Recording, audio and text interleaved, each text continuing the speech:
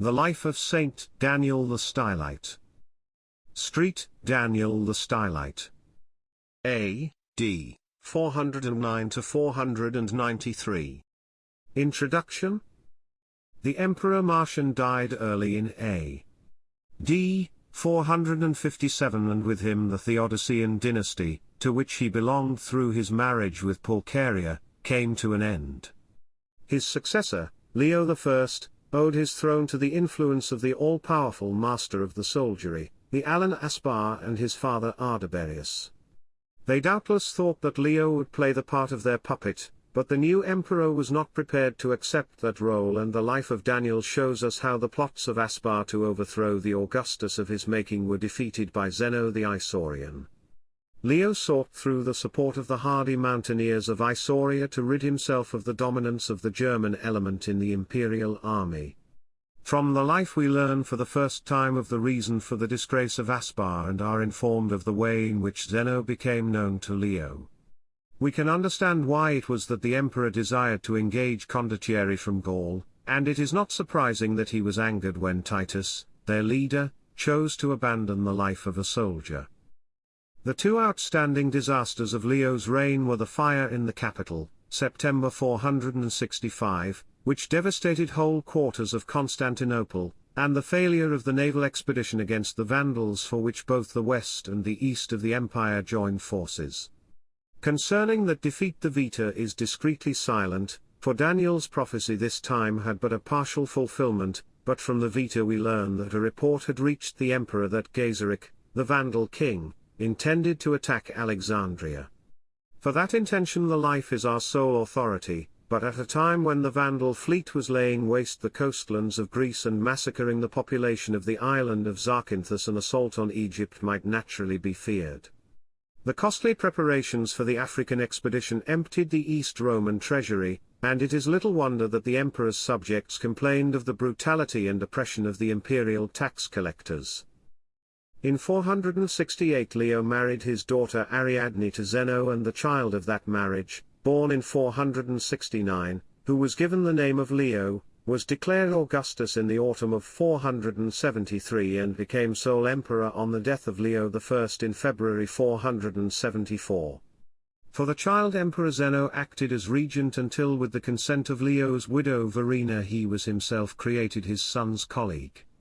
But Leo II died a few months later, and the Isaurian was left as ruler of the eastern provinces.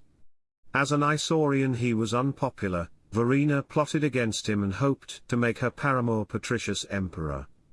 But when the revolution came and Zeno had fled to Asia, it was Basiliscus, the commander in the expedition against the Vandals, and not Patricius, who was chosen in Zeno's room. Basiliscus favored the Monophysites and of the orthodox opposition in the capital, headed by Daniel the Stylite, we possess in the life a vivid account. After Zeno had returned to power, Daniel gave him advice which may be regarded as a veiled criticism of his rule, but of Zeno as emperor Daniel's biographer has on the whole a high opinion. After his restoration to his throne the most holy churches enjoyed great happiness, the state was rendered glorious, and the Roman Empire was strengthened. It is a remarkable tribute to an Isaurian emperor. Zeno's successor was chosen by his daughter-in-law, the Augusta Ariadne. Her choice fell upon a civil servant, Anastasius, who had recently been proposed as bishop for the See of Antioch. Anastasius finally banished the threat of Isaurian domination. They had performed their task, the German element in the imperial army was no longer dangerous, and thus the mountaineers could be sent back to their homes. Against the invasions of the Bulgarians, Anastasius constructed to the west of Constantinople a long wall, a line of fortifications stretching from the Propontis to the Black Sea at a distance of some 40 miles from the capital. For Anastasius, Daniel's biographer has an enthusiastic admiration. He gives an almost lyrical description of the emperor's character, of his piety, of the complete absence of that love of money which in a sovereign is in very truth for his subjects the root of all ills. Anastasius, both in peace and war, provides for the world the fullest prosperity. Such is the historical background of this life of Daniel, the pillar saint.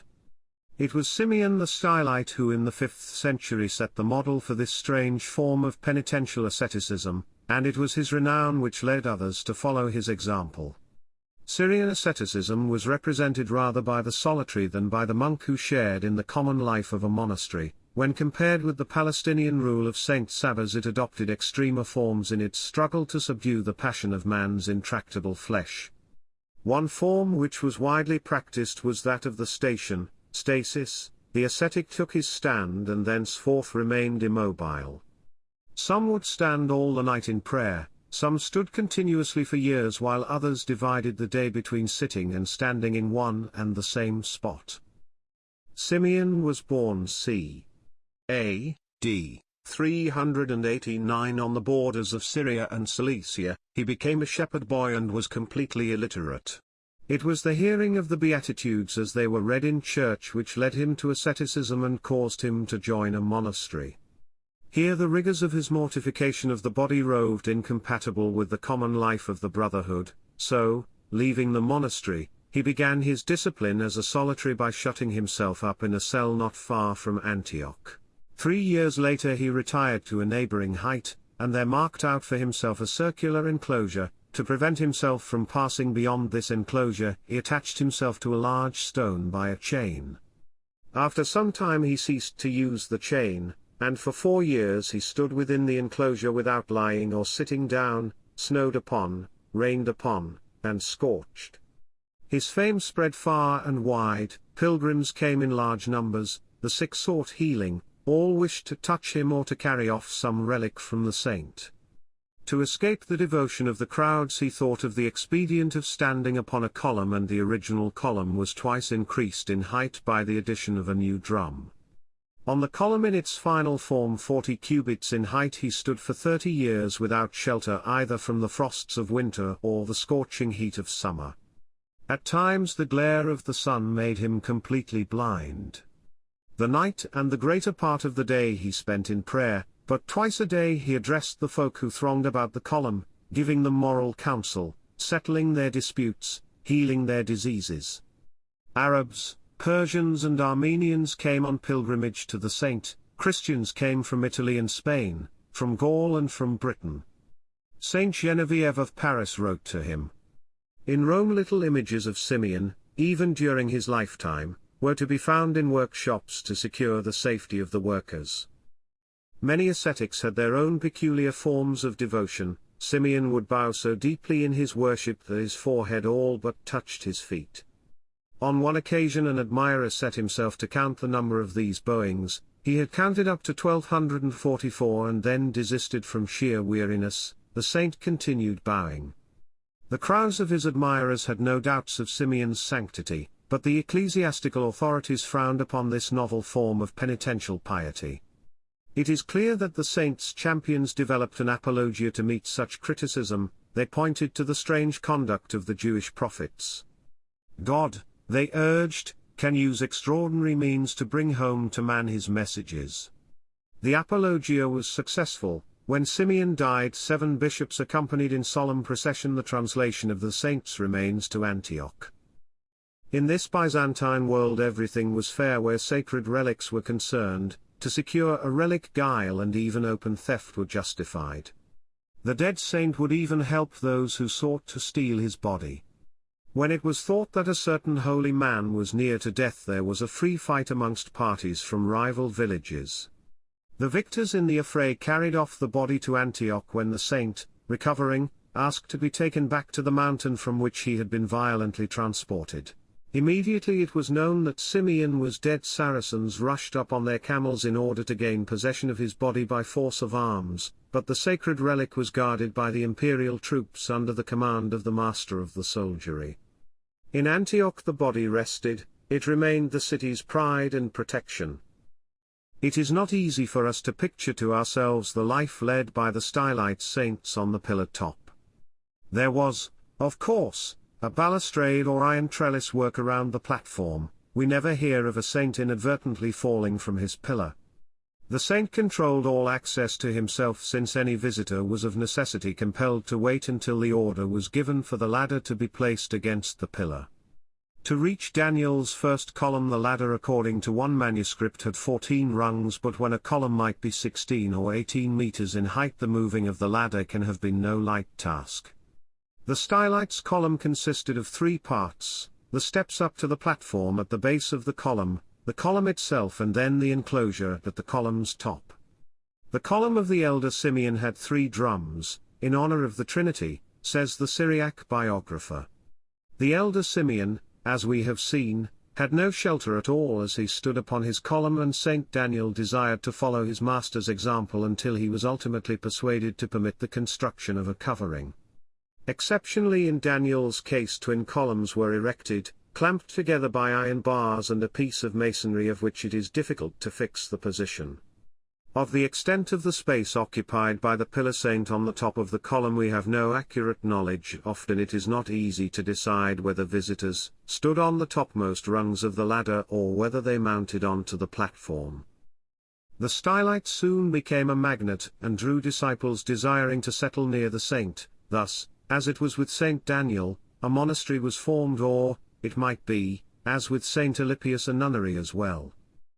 It is terrifying to contemplate the sufferings endured through whole decades by these athletes in the school of salvation. Amongst those of strict observance it was not permitted to sit or to lie down, they had taken their stand and might not desert it. They sought to overcome the need for sleep, and, if sleep they must, they did so, still standing, leaning against the balustrade. To increase the strain upon the rebel body, Saint Simeon the Younger forced himself for a whole year to squat upon his heels. Only in the interest of threatened orthodoxy might they abandon, as did Daniel, their stance and descend from their column. When they had established themselves in lonely places they might be forgotten and might all but perish of hunger and thirst. To make up what was lacking in the sufferings of Christ was no light task. The life of Daniel can be left to speak for itself. The author, a younger man than the saint, writes as a disciple and eyewitness. He has consulted those who were with Daniel from the time that he came to the shores of the Bosphorus. The life and works of our Holy Father Saint Daniel the Stylite. Before all things it is right that we should give glory to Jesus Christ our God, who for us was made man and for our salvation endured all things according to the dispensation. For his sake, too, prophets were killed, and just men crucified themselves because of this faith in him, and by his grace, after having kept patience under their sufferings unswervingly unto the end, they received a crown of glory. These men our Master and Saviour Christ gave us as an example, that we might know that it is possible for a man by the patient endurance of his sufferings to please God and be called his faithful servant. For this reason I thought good to take in hand a recital of the labours of Saint Daniel, yet I do so with fear, for this man's way of life was great and brilliant and marvellous, whereas I am but a witless and humble person. I fear lest I should hear those words applied to me which our Saviour spoke through the prophet David, but unto the sinner God saith, Why dost thou declare my statutes and takest my covenant in thy mouth? Yet I do not venture to dismiss in silence those narratives about the saint which I received from my fathers, for fear lest the Lord should justly torture me in his great and terrible day for not having given into the bank the talent through his will entrusted to me for the edification and profit of the many. Being thus fortified by your prayers, I will put down truthfully everything I heard from the men who were the saints' disciples before me, and I will also relate truly all the things I saw with my own eyes. For it is certain that the Lord will surely destroy them that speak lies. I therefore beseech you, lovers of learning, to cast aside all thoughts of this present life and grant me your favourable hearing. This father among saints was the son of a father named Elias and a mother Martha. He came from a small village called Meratha, which is, being interpreted, the caves, in the territory of Samosata in Mesopotamia. As his mother was barren and was reproached for this by her husband and kinsfolk, she went out one day secretly at midnight unbeknown to her husband, and stretching forth her hands to heaven, prayed saying, O Lord Jesus Christ, who art long-suffering towards the sins of men, thou who didst in the beginning create woman to increase the race of men, do thou thyself take my reproach from me and grant me fruit of my womb, that I may dedicate him to thee, the Lord of all. After weeping bitterly and afflicting her soul with many lamentations, she came into her husband, and whilst sleeping beside him saw in a vision of the night 2 great circular lights coming down from heaven and resting near her. Next morning she related the vision to her husband and kinsfolk, and each one interpreted differently the things she had told them. But she sighed and said to herself, "My God to whom I prayed will do what is best for my unhappy soul."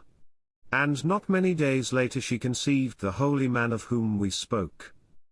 So he was born, and when in course of time he had reached the age of 5 years, his parents took him with offerings of fruit to a monastery near the village, and the abbot asked them, "By what name is the child called?"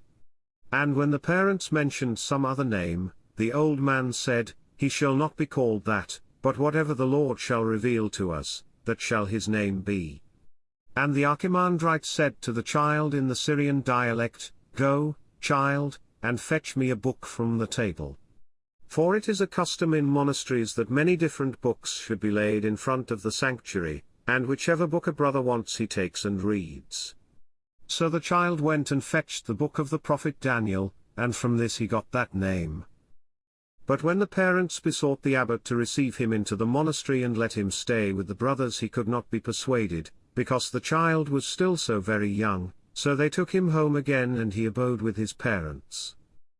Now when he was 12 years old he heard his mother say, "My child, I have dedicated you to God." Thereupon one day, without saying anything to anybody, he went out of the village for a distance of about 10 miles, where there was a monastery containing 50 brethren.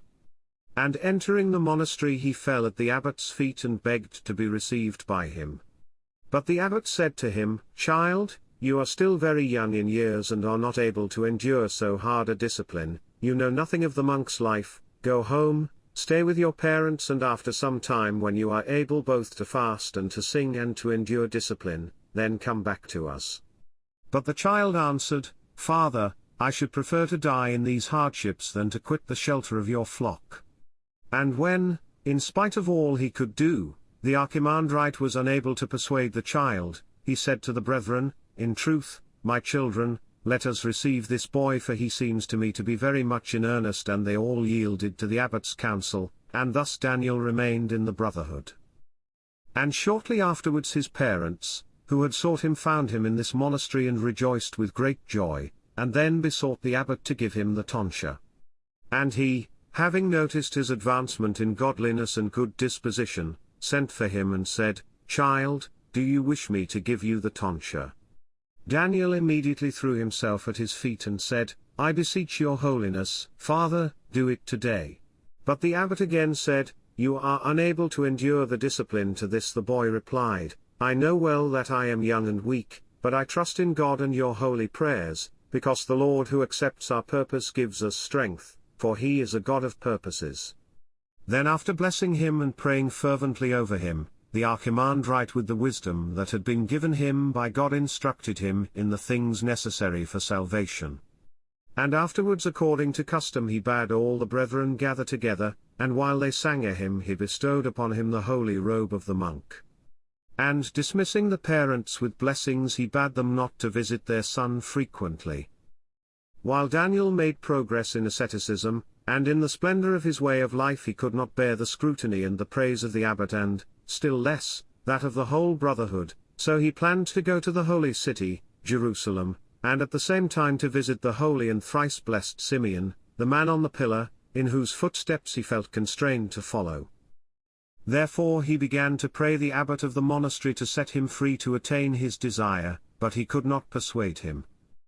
Soon after this, since our Master God in truth so willed it and the need of the Church demanded it, the Archbishop of that time commanded all the archimandrites of the East to assemble in the capital city of Antioch. And so it happened that this abbot together with some others went, too, and amongst them he allowed the holy man also to travel with him as his disciple. As God granted that the matter for which they had suffered many vexations should be brought to a satisfactory settlement, they departed to their own monasteries, and on their way they lodged in a village called Telenisi, where there was a very large monastery and monks pursuing a very noble and virtuous way of life. Here, too, the aforementioned holy Simeon had received his training. And when the monks there began talking about the achievements of the holy Simeon, the monks from Mesopotamia withstood them, contending that it was but a vainglorious proceeding. For, said they, it is true that a man even if he were living in your midst might practice a mode of life hitherto unknown and please God, yet never has such a thing happened anywhere that a man should go up and live on a pillar. So the monks of that monastery persuaded them to go and see what hardships Simeon was enduring for the sake of the Lord. And they were persuaded and went, and the holy Daniel with them. When they arrived at the place and saw the wildness of the spot, and the height of the pillar and the fiery heat of the scorching sun and the saint's endurance and his welcome to strangers and further, too, the love he showed towards them, they were amazed. For Simeon gave direction that the ladder be placed in position and invited the old men to come up and kiss him. But they were afraid and declined the ascent of the ladder. One said he was too feeble from old age, another pleaded weakness after an illness, and another gout in his feet. For they said to each other, how can we kiss with our mouth the man that we have just been slandering with our lips? Woe unto us for having mocked at such hardships as these and such endurance. Whilst they were conversing in this manner, Daniel entreated the archimandrite, and the other abbots and Saint Simeon as well, begging to be allowed to go up to him. On receiving permission he went up, and the blessed man gave him his benediction and said to him, What is your name? And he answered, Daniel. Then the holy Simeon said to him, Play the man, Daniel, be strong and endure, for you have many hardships to endure for God. But I trust that the God whom I serve will himself strengthen you and be your fellow traveler. And placing his hand upon Daniel's head he prayed and blessed him and bade him go down the ladder. Then after the holy and blessed Simeon had prayed for the archimandrites he dismissed them all in peace. After they had all by the will of God been restored to their own monasteries and some little time had passed, the holy man, Daniel, was deemed worthy to be raised to the post of abbot. Thereupon he said to himself, At last you are free, Daniel, start boldly and accomplish your purpose. When he had made trial of him who held the second place and found that he was able to undertake the duties of an archimandrite, he left everything and quitted the monastery, and when he had reached the enclosure of the holy Simeon he stayed there 2 weeks. The blessed Simeon rejoiced exceedingly when he saw him and tried to persuade him to remain still longer, for he found great joy in his company. But Daniel would not consent thereto but pressed towards his goal, saying, Father, I am ever with you in spirit. So Simeon blessed him and dismissed him with the words, The Lord of glory will accompany you. Then Daniel went forth wishing to travel to the holy places and to worship in the church of the Holy Resurrection and afterwards to retire to the inner desert. He heard, however, that the road to Palestine was dangerous, so he inquired the cause of this and was told that the Samaritans had revolted against the Christians. But he said to himself, Start, Daniel, do not swerve from your purpose, and if perchance you may even have to die for your faith with the Christians, a great thing is in store for you. Whilst he was thus deliberating with himself and walking along one fine noonday, a monk overtook him, a very hairy man. He appeared to be a venerable man resembling Saint Simeon. After greeting him he said in the Syrian dialect, Whither are you going, beloved? And our master, Daniel answered, I am going to the holy places, if it is the will of God. And the old man replying said, You say rightly, if it be the will of God, for have you not heard of the unrest in Palestine?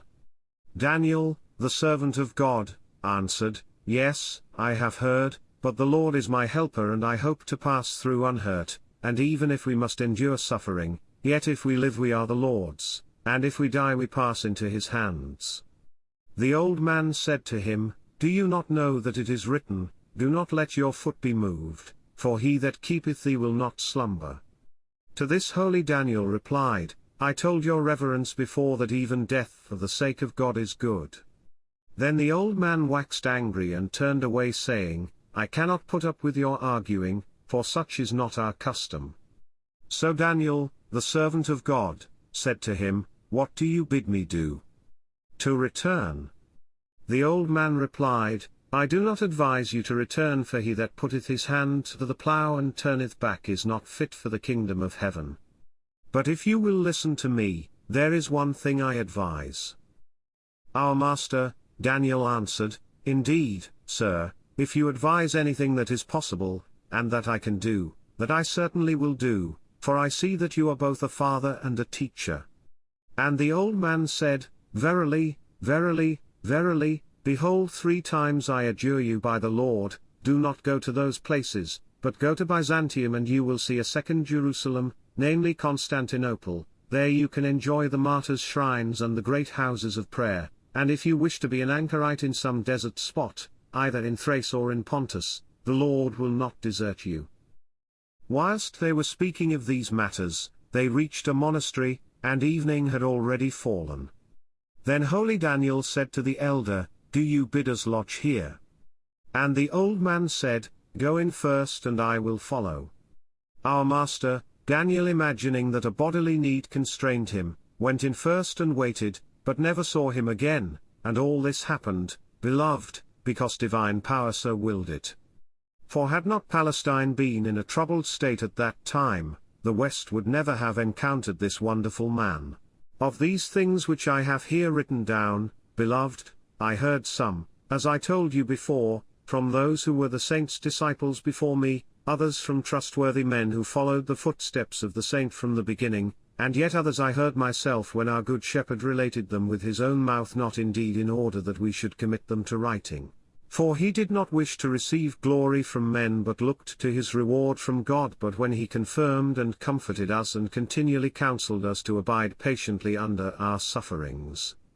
And that you, beloved, may know that what I say is true, there are still living some of the devout men who frequently visited the enclosure of the saint, who bear in memory that which I will now relate, how that a certain disciple of the saints, thinking he would achieve a work of piety and edification, sent for a painter and, another reading says, and had the events which occurred in the reign of Basiliscus painted, had the portrait of the saint painted above the porch at the entry to the chapel in the quarter of the city named after Basiliscus, and he himself also wished to write the life of the saint.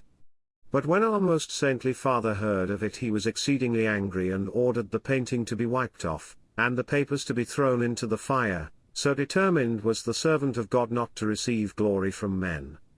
Let us now return to our subject. When Daniel had entered the monastery, and had saluted the abbot and the brethren there, they asked him to partake of food. But he replied that he had an old man with him and must wait for him. So they all waited patiently for several hours, and as he did not appear, they decided he must be lodging in another monastery. So after giving thanks they took their supper. And after supper, when the monks were sleeping, the old man came in a vision, they say, and spoke thus to the holy man, Again I say unto you, do that which I counselled you to do. Therefore, on awakening, Daniel debated within himself what was this aged counselor, man or angel.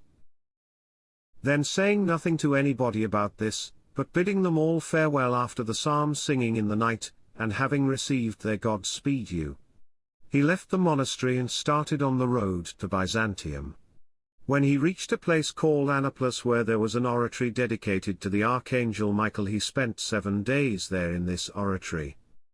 Once he heard some men conversing in the Syrian dialect and saying that there was a church in that place inhabited by demons who often sank ships and had injured, and still were injuring, many of the passers-by, and that it was impossible for anyone to walk along that road in the evening or even at noonday.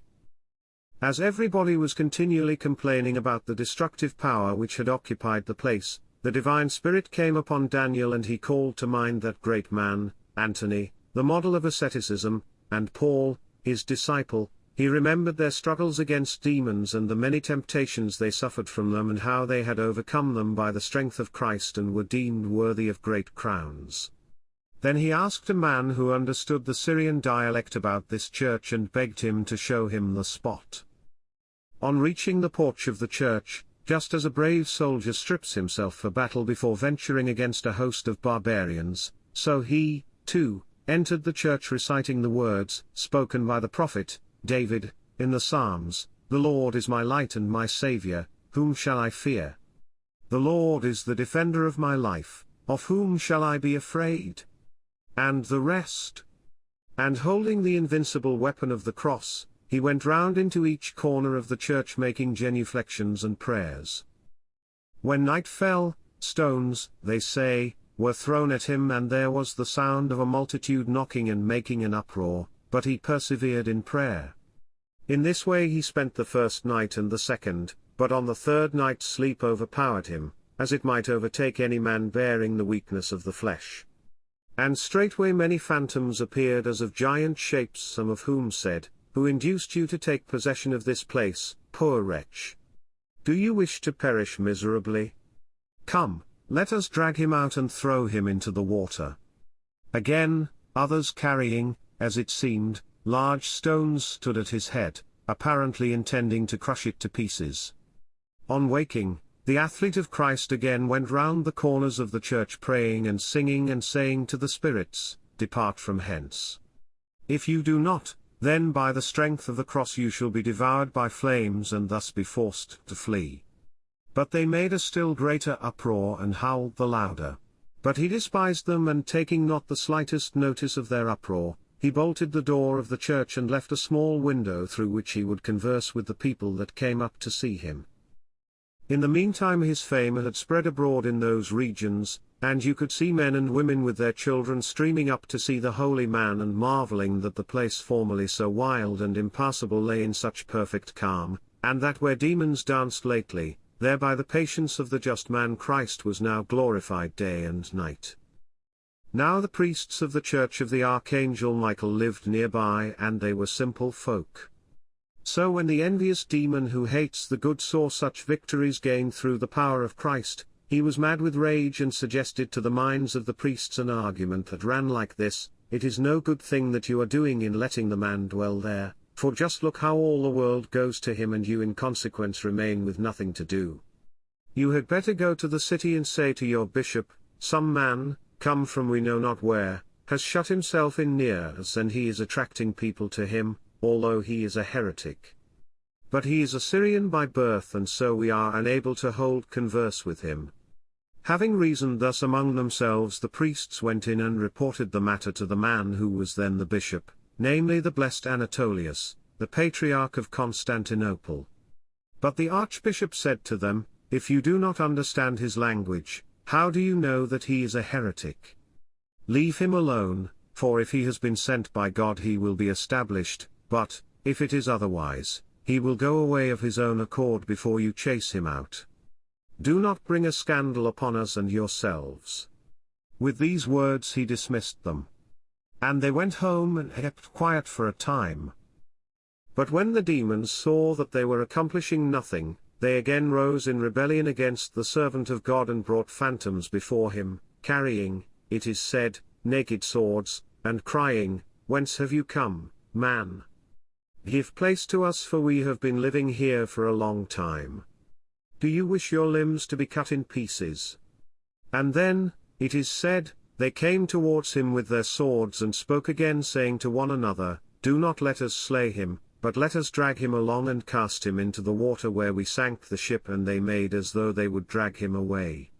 But the servant of God arose, and after uttering a prayer he said to them, Jesus Christ my Saviour, in whom I have trusted and do trust, he will himself drown you all in the deepest abyss. A great howling arose, and they flew round his face like a swarm of bats, and with a whir of wings went out of the window, and so he drove them all forth by the power of God through prayer. The devil, seeing that once more his ministers had been routed, again stirred up the priests to go to the archbishop, and they said to him, Master, you have authority over us, we cannot bear that man, bid him come away from that church, for he is an impostor. Then the blessed Anatolius sent the officer of the most holy church with the deacons, and in the night they burst open with crowbars the door which the saint had closed, and brought him to the city. When the saint was brought before the holy and blessed Anatolius in his palace, the archbishop asked him, Who are you? And whence have you come to these parts, and what is your belief? Tell us. And the servant of God declared his blameless faith by means of an interpreter, and the blessed Anatolius stood up and embraced him and besought him to remain in the palace, but the men who had brought him he dismissed, saying, Go, hold your peace, for I find great edification in this man. So they left him there in the bishop's palace, and went their ways. In the meantime the bishop fell into a very severe illness, so he sent for the holy man and begged him to offer prayers on his behalf that he might be freed from the illness. And, since it so pleased the divine power, after the saint had made his prayer, the bishop was cured of his illness by God's good pleasure. Thus the words of the psalm were fulfilled towards the saint, "He will perform the desire of them that fear him, he also will hear their cry and will save them." After the bishop's recovery the servant of God asked to be allowed to depart, but the archbishop would not agree thereto and said, "I wish you to live with me." Then he again begged to be allowed to go, and asked him to grant pardon to the men who had slandered him to the bishop, for the latter was threatening to excommunicate them. And the bishop said, "I must ask pardon of you, servant of God, for your arrest, but God has made your presence here a great blessing to me, for if your holiness had not settled there, I should certainly have departed this life." He also implored him to let him build a cell for him, saying, "Since I am unable to persuade you to live here with me, if you will let me I will build you a small monastery, for our most holy church has many a suitable spot in the suburbs of the city. Go out and look at them, and whatever pleases you, I will give you." But the holy man replied, "If you really wish to do me a service, I beseech your holiness to send me to the place to which God led me." Finally the bishop bade him be taken back with great respect and settled in the aforementioned church. Then the people could be seen flocking to the holy man again with joy and delight, and many were granted healing, so that all marveled at the merciful grace of our Master Christ which he poured out upon his servant.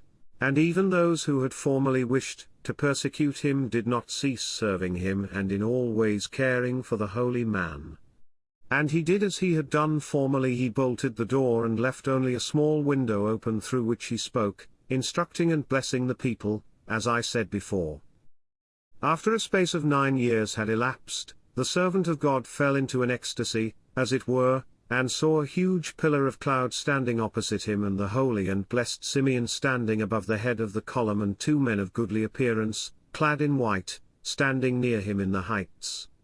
And he heard the voice of the holy and blessed Simeon saying to him, "Come here to me, Daniel." And he said, Father, and how can I get up to that height?"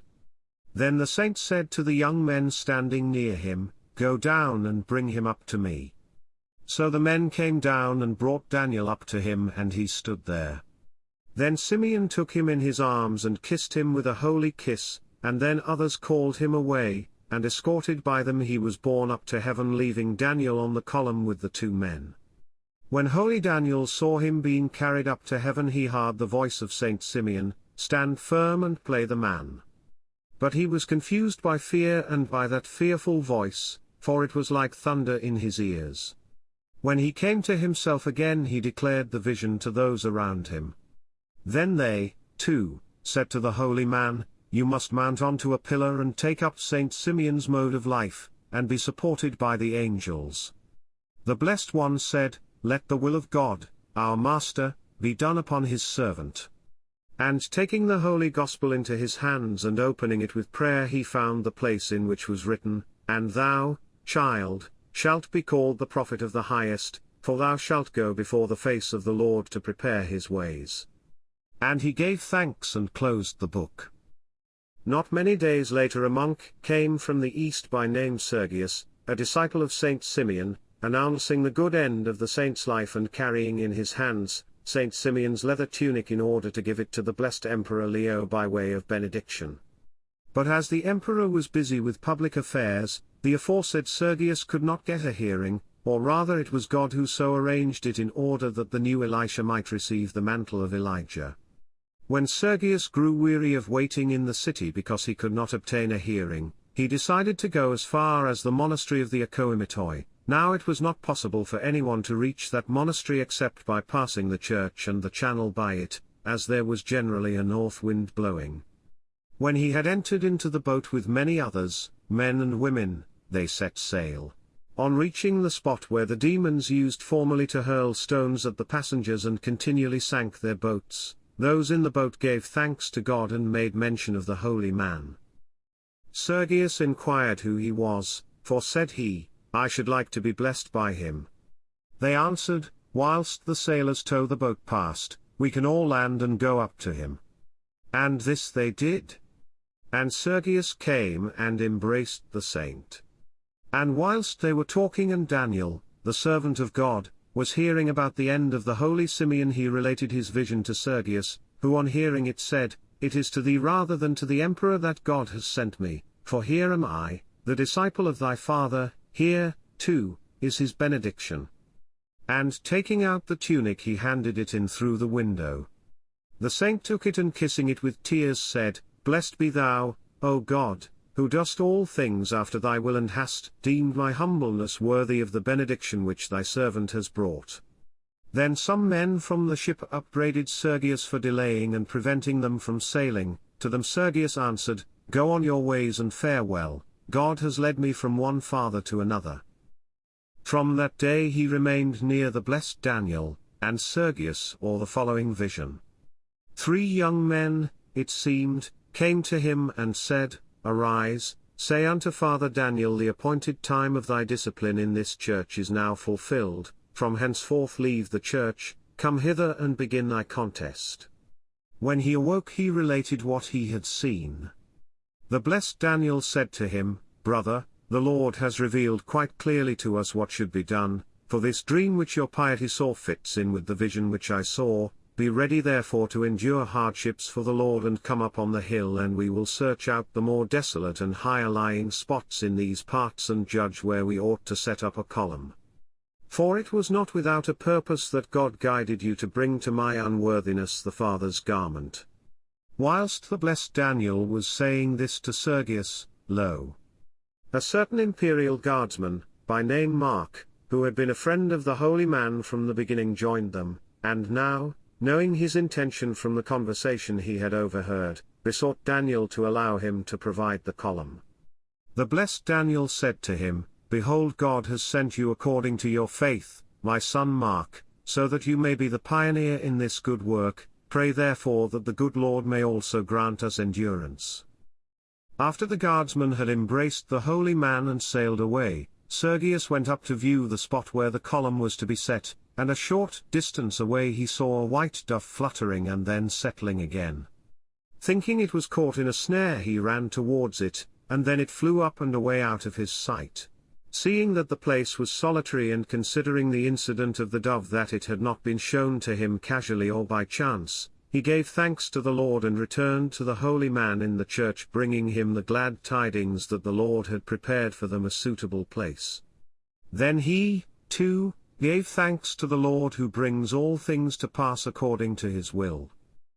And indeed after 2 days men came back from the city carrying the pillar. There were with them 2 workmen sent by the guardsman to fix the column in whatever place it was desired. So Sergius went up with them by night, and they fixed the pillar and came back reporting that the pillar was erected. Daniel gave them his blessing and sent his blessing to the guardsman, and then dismissed them. And the blessed Daniel said to Sergius, "We do not know the measure of the circumference of the pillar." But Sergius was unwilling to go up again and take the measurement of the column. However, the blessed man had another disciple dwelling near him by name Daniel. Him he bade go up and take the measurement of the column. So he went up, and as he was measuring the column, he was seen by the men who were guarding the vineyards in the neighboring field which belonged to Gelenius, who at that time was steward of the sacred table to the most pious Emperor Leo. They ran up and held him and asked, "Whence are you, and by whose authority are you taking the measurements of the column?" He answered them, "I am not a stranger, I belong to the Father Daniel who lives in the church, and I have come upon his business." And when I saw the column I was delighted. And when they heard his answer they let him go. And the brother went back to the city to a place called the 3 Crosses, and ordered a balustrade, and took it with him. Afterwards he related to Daniel everything that had happened to him and the answer he had given to the men. The blessed man replied, "The will of the Lord be done." And it came to pass after 3 days, when night had fallen, they opened the church in which Daniel was shut up, and taking the brother he went up to the spot, for Sergius had departed to another place thrace wards, and they found a long plank lying there which the inhabitants of the suburb had prepared for knocking down the column. This they bound with a rope, and stood it up against the column, and then went up and put the balustrade on the column, for that column was not really high, only about the height of 2 men. When they had fitted the balustrade and bound it firmly with a rope, they knelt and prayed to God. And the blessed Daniel went up and stood on the column inside the balustrade and said, O Lord Jesus Christ, in thy holy name, I am entering upon this contest, do thou approve my purpose and help me to accomplish my course. And he said to the brother, Take away the plank and the rest of the rope and get away quickly, so that if anybody comes he may not find you. And the brother did as he was told. The next morning the husbandmen came, and when they saw Daniel they were amazed, for the sight was a strange one, and they came near him, and when they looked on him they recognized him as the man who had formerly been in the church. After having received the saint's blessing they left him and went to the city and reported to Gelenius, the owner of the property. On hearing their news he was very angry with them for not having guarded that part of his land, and he was also annoyed with the blessed Daniel for having done this without his consent.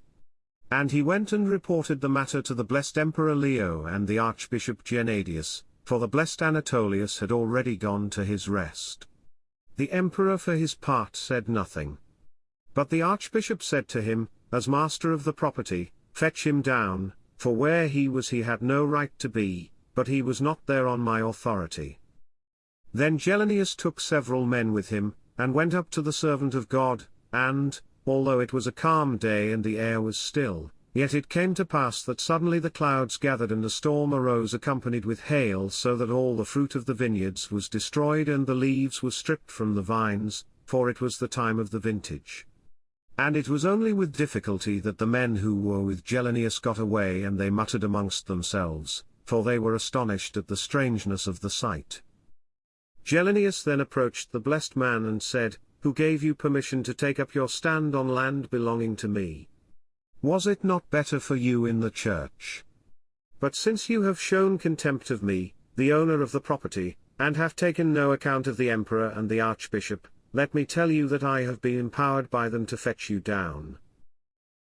But when he persisted and repeated his demands, it seemed an unjust and illegal proceeding to his companions, and they opposed its being done, because, said they, the emperor himself is a pious man, and this man is orthodox, and this spot lies at a distance from your field.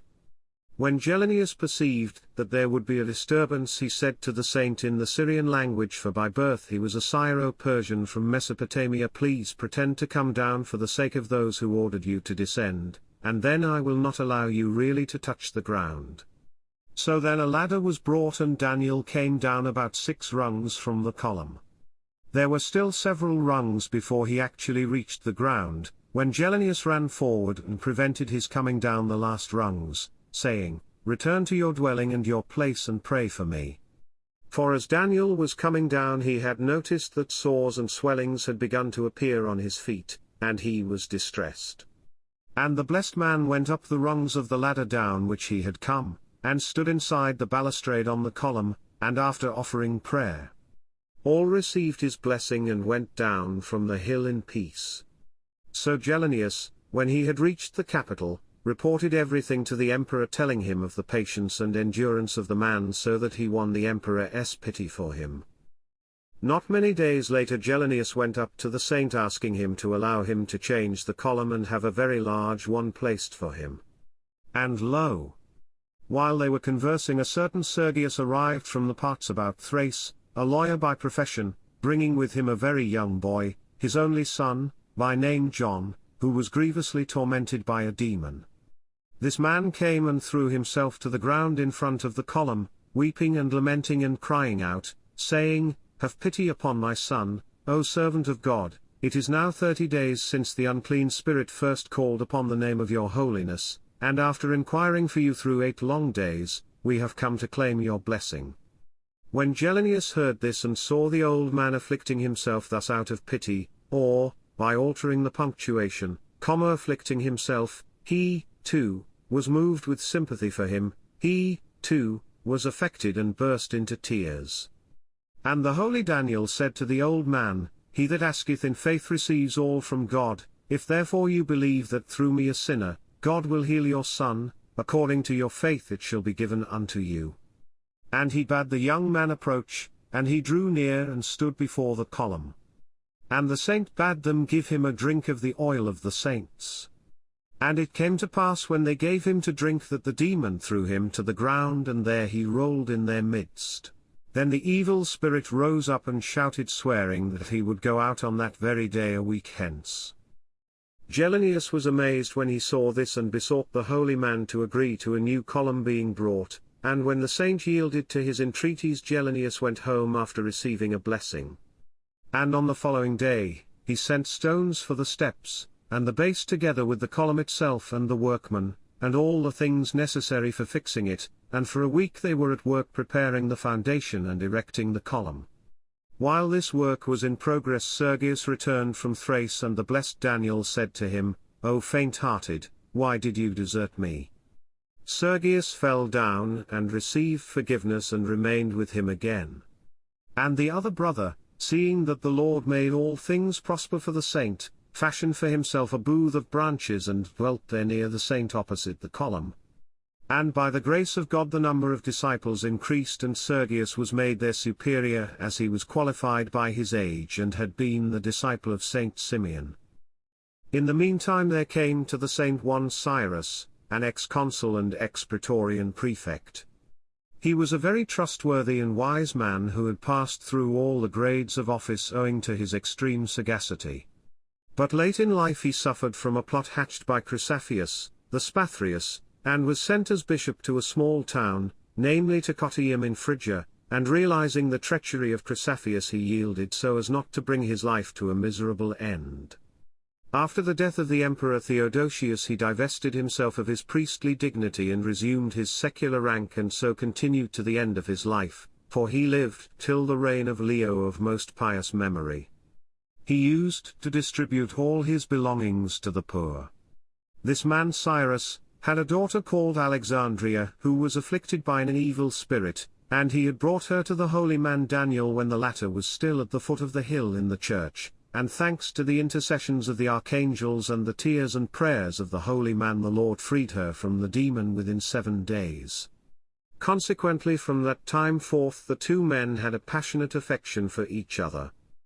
So when Cyrus came and found that the column had been erected, he inquired who had placed it, and hearing that it was Gelenius, the steward at the imperial court, to whom the lands also belonged, at first he was indignant that Daniel should have allowed this to be done by one who had shown him such insolence. "Should not I far rather have been allowed to do this, if anything else was wanted?" Then the saint began to beg and beseech him, saying, "All people everywhere proclaim your goodwill towards me. I accepted this column from Gelenius in order that I might not offend him. The God whom I serve will recompense you with good things according to your faith." And after giving him his blessing he dismissed him.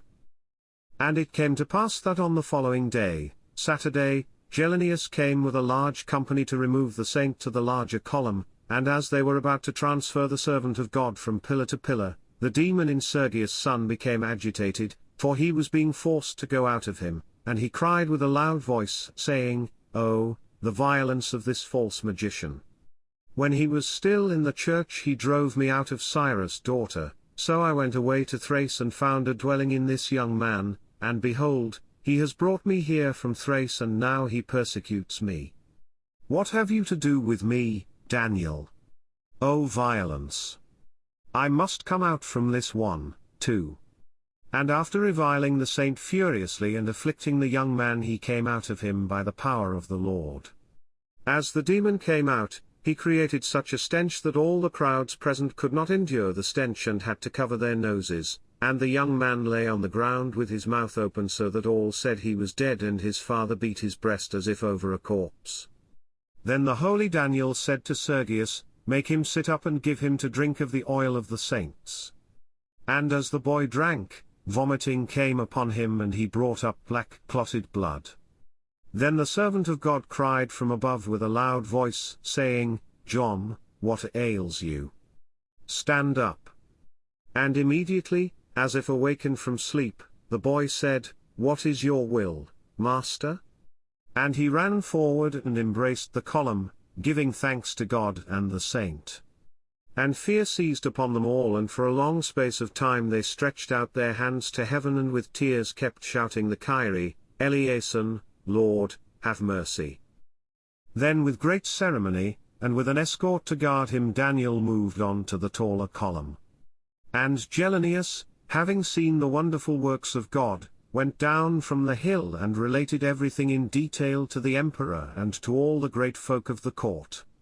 The young man who had been cured fell at his father's feet and implored him to entreat the servant of God to grant him the holy robe of a monk, and, as the old man could not be persuaded because he wished to keep his son near him, the son protested, saying, "If you will not do this, then I shall go away secretly to some other place where you will not even be able to see me."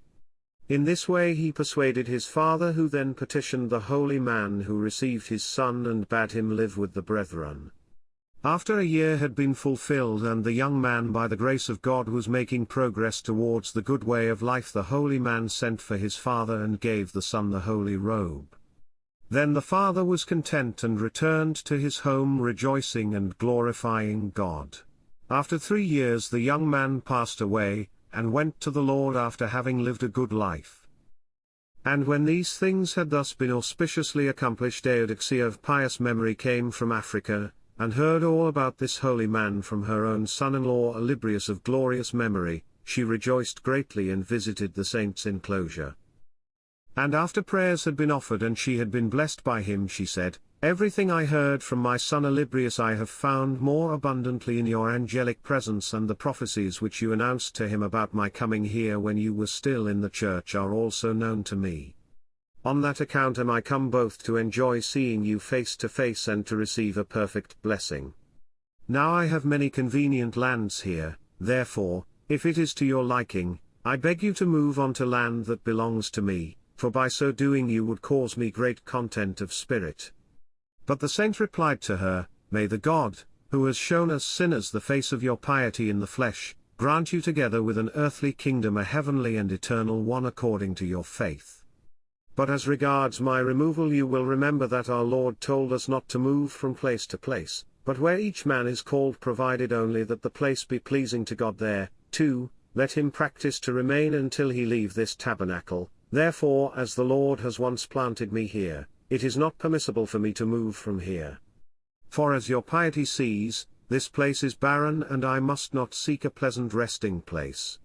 When Eudoxia, the most faithful empress, heard these words, she was edified by them all, and, having paid him reverence with all goodwill, she came down from the hill. On the following day there happened to come the elder daughter of Cyrus, the eminent man of whom we have already spoken, and she had an evil spirit, and after staying some time in the enclosure she obtained healing through God. After his daughter had been freed from the demon and returned to her home, the most distinguished man, Cyrus, whom we have often mentioned, came giving thanks to God and to the saint, and asked to be allowed to put an inscription on the column. Though the just man did not wish this to be done, yet being hard pressed by Cyrus and not wishing to grieve him, he allowed him to do it. So he had carved on the column the following lines: "Standing twixt earth and heaven a man you see, who fears no gales that all about him fret. Daniel his name, great Simeon's rival he. Upon a double column firm his feet are set. Ambrosial hunger, bloodless thirst support his frame. And thus the Virgin Mother's Son he doth proclaim." These verses are still inscribed on the column and thus preserve the memory of the man in whose honor they were written. Things were in this state when a certain elder born in Pontus came to the saint's enclosure, bringing with him his son, a young man of about 20 years old, who was afflicted by an evil spirit. And this evil spirit was deaf and dumb. Then the father fell down before Daniel, begging him to heal his son. Now while the father and his son were still on their way, the saint saw the young man being held fast by his own servants. And knowing in his spirit why the man was coming, he besought God for him and asked that he would give him a speedy healing. In consequence the demon was greatly agitated, and having wrenched the young man from the grasp of the servants who were holding him, he dashed away from them. It was Sunday, and thus by the providence of God the ladder was necessarily standing against the column.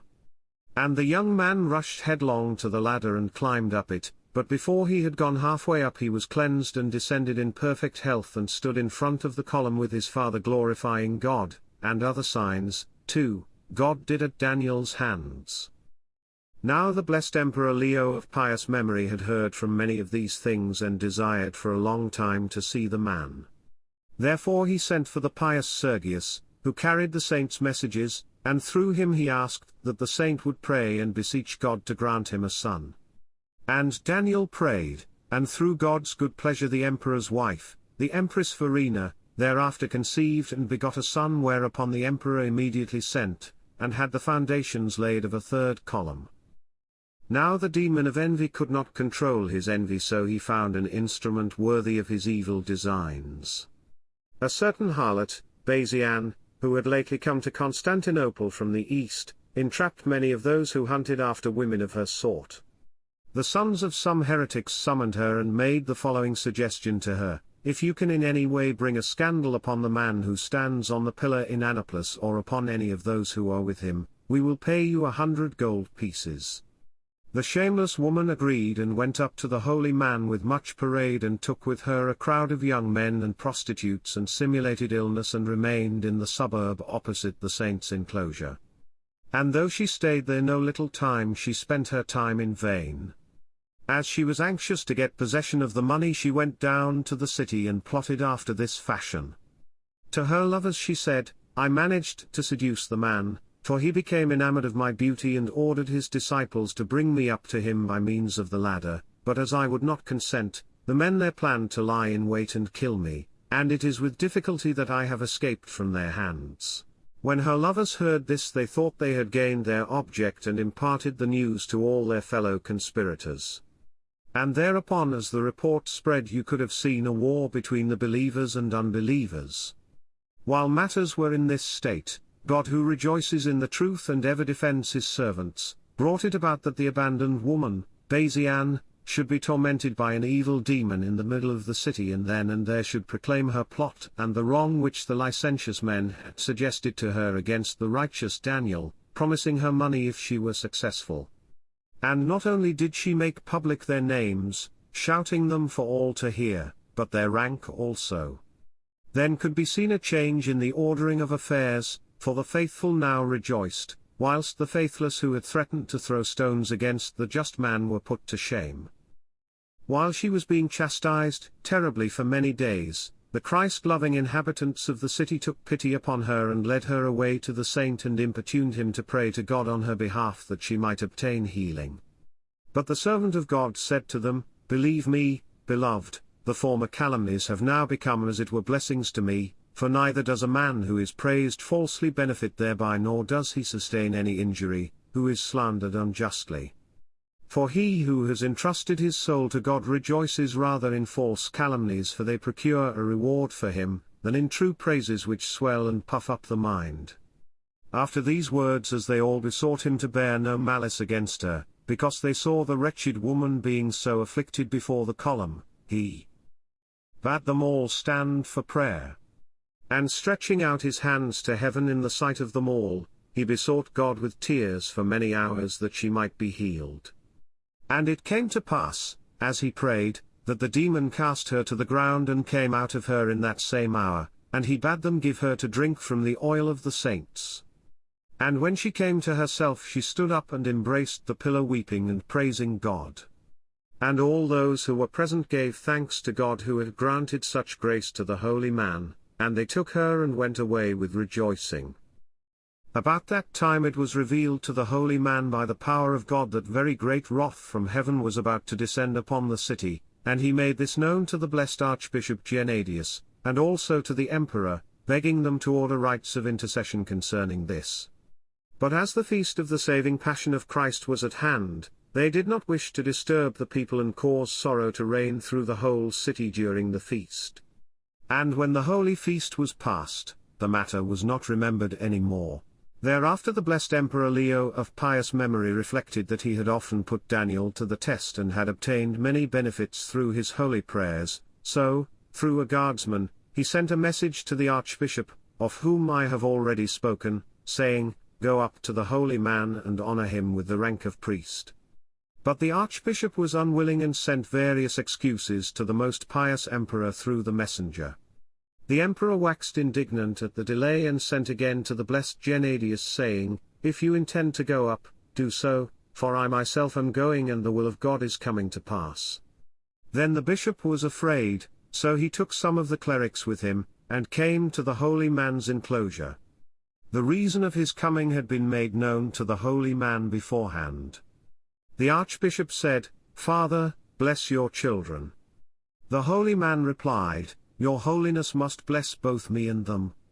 The blessed Gennadius said, "For a long time I have wished to come up and enjoy your prayers. I pray you order the ladder to be placed so that I may come up and receive a full blessing, for God will convince your holiness that it is through my being busied with the manifold needs of the church that I have not been able to do this long ago."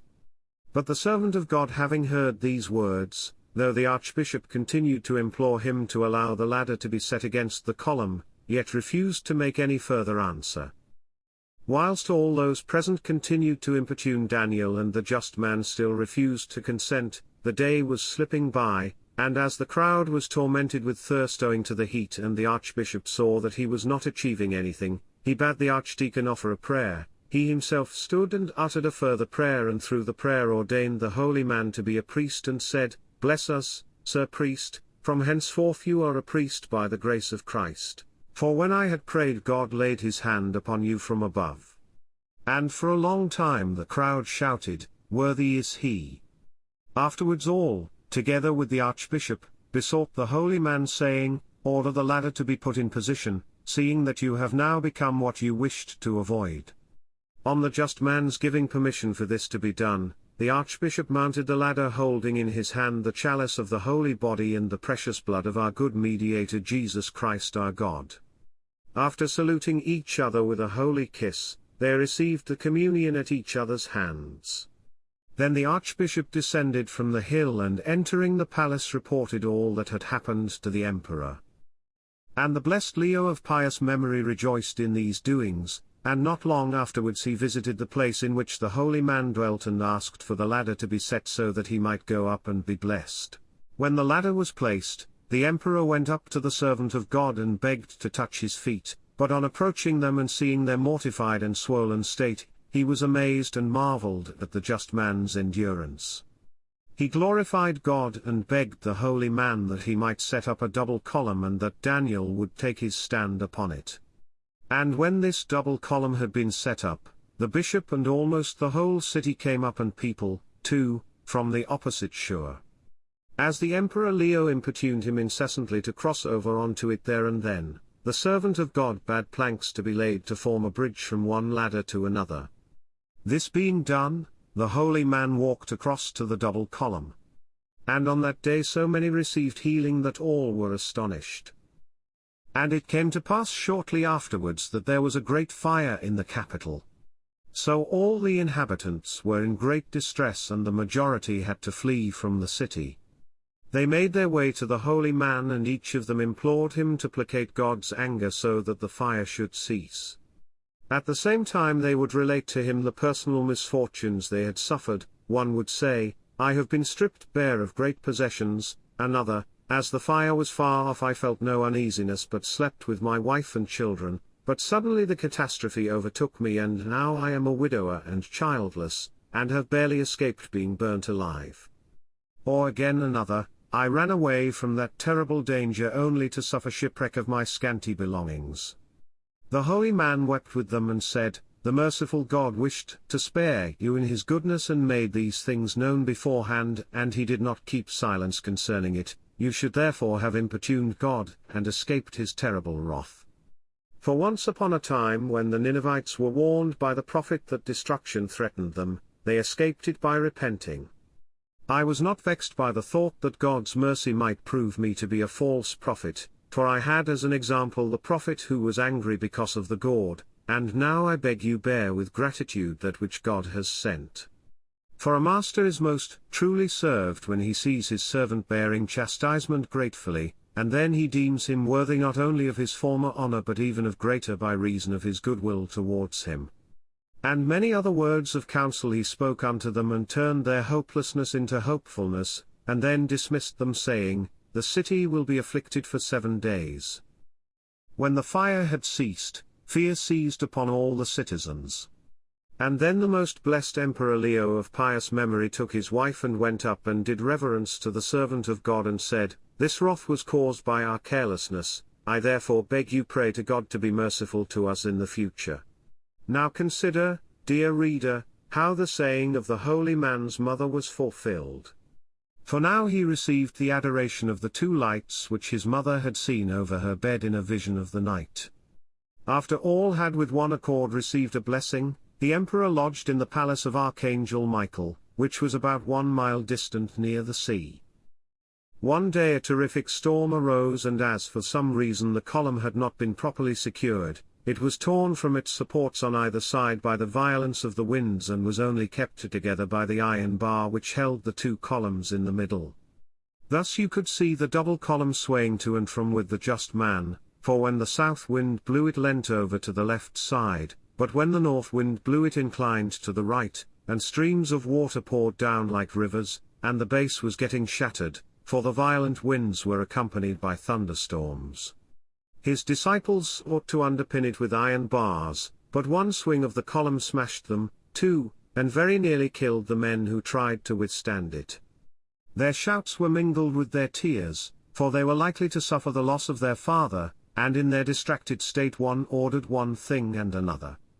By this time they had all become pretty well desperate. There they stood trembling and aghast, turning their head from side to side as the column swayed now this way and now that, following with their eyes to see in what direction the corpse of the just man would be hurled with the column. But the servant of God answered not a word to anyone but persevered in prayer and invocations to God for aid, and through his compassion the merciful God caused the danger to cease by sending a calm. On the following day the emperor sent his chamberlain, Andreas by name, to inquire whether the holy man had suffered any harm from the violence of the winds. When the messenger came up and saw the extremity of the danger through which the just man had passed, he went back and reported it to the emperor. When he heard it he was furious against the architect who had laid the foundation of the column so badly, and the emperor purposed to put him to death. He went up at once in all haste, and when he saw with his own eyes how the column had been shaken and what the holy man had endured, he was amazed, and all present glorified God. And the emperor said to the holy man, For all that man could do, you were helpless and in sore peril, but as you had God to support you, you have triumphed over the plot of the devisers of evil. Hearing of the emperor's threat against the architect, the servant of God begged the emperor not to do him any harm. And so a pardon was granted him, and instructions were given that the column should be fixed securely, and this was done. As the emperor was on the point of leaving, the devil, who is ever envious of the good, devised against him a dangerous snare because of the so great affection which he cherished for the holy man, for the horse he was riding shied and reared, and then fell to the ground on its back together with its rider. The curved edge of the saddle caught the emperor's face and grazed it a little, and the crown which he was wearing was shot from his head, and some of the pearls which hung over the back of his neck were dashed from their setting. The emperor by the will of God was preserved unhurt, and after he had gone down to the city a special act of grace was shown by God. For the emperor was angry with the general, Jordanes, who was his count of the stable, and the latter, seized with fear on hearing his threats, took refuge in the holy man's enclosure, and obediently listening to the just man's counsel, he renounced the doctrine of the Arians and joined the community of the Orthodox faith.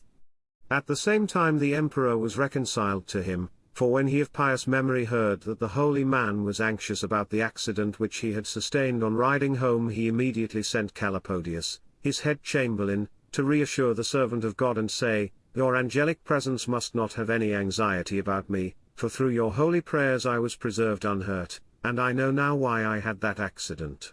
For when visiting your holiness I ought not to have mounted my horse so long as you could see me, but, I beg you, pray earnestly to God to forgive me for my ignorance.